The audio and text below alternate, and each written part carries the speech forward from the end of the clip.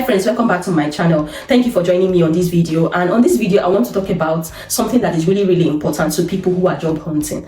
Many a times I see people putting out CVs, applying for jobs and not getting any feedback, getting exhausted, burnout, and even sometimes becoming unhappy about the whole process. What I would say is that job hunting on its own is a job. So when you find yourself in that particular phase, hard as it might seem, sometimes just sit down and encourage yourself that you're doing a very good job. Some of us have even gone the extra mile to upskill, try our hands on different kinds of trainings, got defrauded. Some of us have found ourselves in training rooms and we don't even know jack about what they're talking about, and you're wondering, can I do this? Am I in the right place? What is happening to my life? Oh my goodness. I need to tell you, darling, you need to calm down. You need to calm down. I know how it feels. It can be so drenching. It can be so draining, and at some times when you feel that way, just go and relax. Sometimes just sleep it off. Take a walk. You're doing really better than you think you are.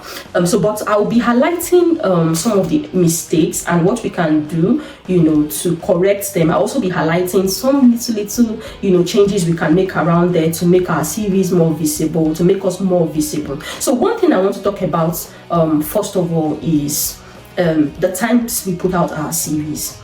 Now, when a job comes out, on the job boards, you want to be among the very first 10 CVs out there. I know that sounds ridiculous, right?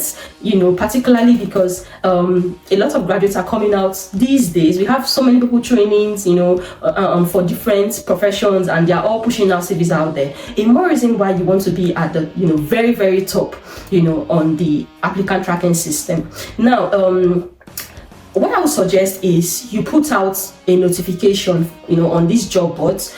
Put your email out, they put out a notification such that when the job is coming out, you're getting notified. But do not rely on that, because of course there is usually system delay. A job might be posted today and then you'll be getting your notification a day or 2 days after. So it's not entirely something you should rely on. You want to keep your eye.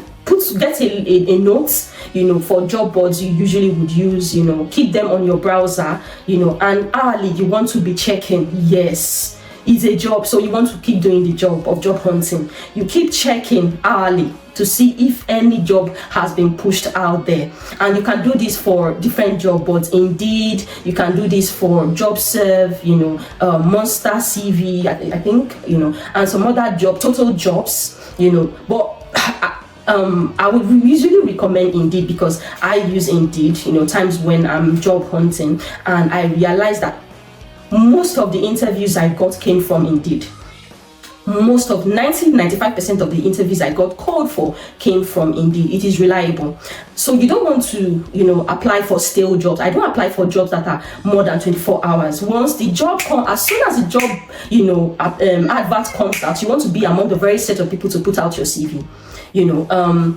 I've even had times where I was the very first person to apply for a particular job at one university in Cranfield.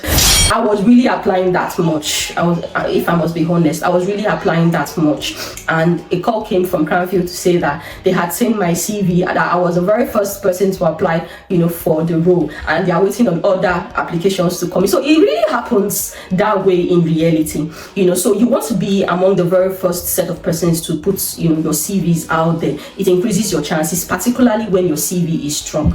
It is only when your CV is not very strong, that it can get ignored, by the ATS, and it will even get to the recruiter who would invite you for an interview. So that's one thing I want to share with you. Make sure you are refreshing the job boards every 30 minutes if you have the time, or every hour if you have the time. And then secondly, most people make the mistakes of using AI generated CVs. You just go on AI tools and then you generate a CV from there without really twerking the CVs. I think it's to your own detriment. If I'm being fair, I think it's to your own detriment. You want to use these AI tools, as a starter, as a guide, but not entirely, to do your job for you. It's not going to, describe your experience in the way you would have, described it. It's not going to, it doesn't know your past. If I want to put it that way, it doesn't know your past, it doesn't have emotions, the right emotions to communicate what you want to communicate on your CV. Now, there are some things you've achieved, in the course of your journey, in the course of your career, that you would like to put on your CV. But if you're totally dependent on AI tools, AI might not be able to communicate that effectively. So my advice is use AI tool to build a wireframe or a framework, and then you want to fine-tune it, twerk it, put your personality into it, and also add those little wins you had in the course of your career. Many a times there are some things we got accolades for, there are some things we got recognitions for in the course of our journey that we overlook. Those things, we don't take them as anything meaningful, but you'll be surprised that can give you an edge over another person's CV. That can make you come across as personable. Take for instance, I once worked with a multinational company, and there was this particular time where the company felt like it needed to encourage a lot of employees, do something out of the norm, and it came up with this like a talent hunt kind of activity where we were giving tasks, to, if you want to, you can participate if you want to, and there was amount of money put aside for winners and all that.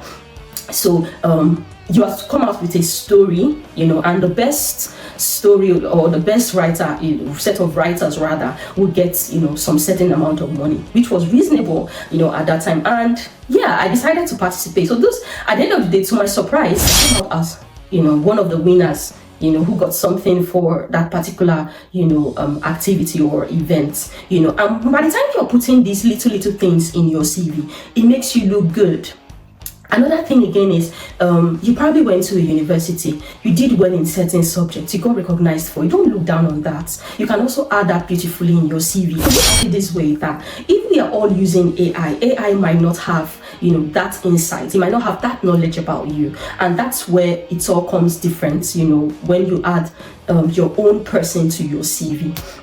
Another thing again I would like to mention is upskill. It doesn't have to be in that particular niche or domain you want, or industry you're trying to get a job with. You could upskill on something differently, and when you get to the interview panel, or even while they're making your CV, you put that, it gives you that extra edge. It makes you sound more robust or more diverse, when the competition becomes stiff and then they have to make a selection. That can also make you stand out. To give you an example, take for instance, you're trying to get a job as a business analyst, but then again, you see an advert, probably a free advert, talking about how you can develop or upskill or train on cybersecurity. Don't overlook that. Don't throw your face away and say it's really not in my niche, it's not really what I want to do. If it's free, why not? If you can afford it, why not? So when you put yourself through that training or that course, it further sharpens your mind, opens up your mind to what is really going on in other domains, and it makes you more versatile. If you find yourself, in an interview panel, you're going to be speaking way above the heads of everyone else who, is just a basic or who has baseline, CVs or baseline experience. I'll give you an example. I did a course on cybersecurity for some months. At the time I was doing this particular course, it looked like I was wasting my time because that wasn't the domain I was really chasing after. But at the end of the day, I got to this interview panel, and right there in the interview session was seated a data protection officer who is very, in fact, she was planted there to come and talk about her role with data protection. You won't believe it that she put out this question if I had worked with a data protection officer before. Of course, I had done that in the company I had worked with. But then again, the fact that I just concluded a cybersecurity course, gave me a lot of things to talk about during that interview. And at the end of the day, yeah, I got that role. So when you see opportunities popping up like that, on your screens, don't flip over them.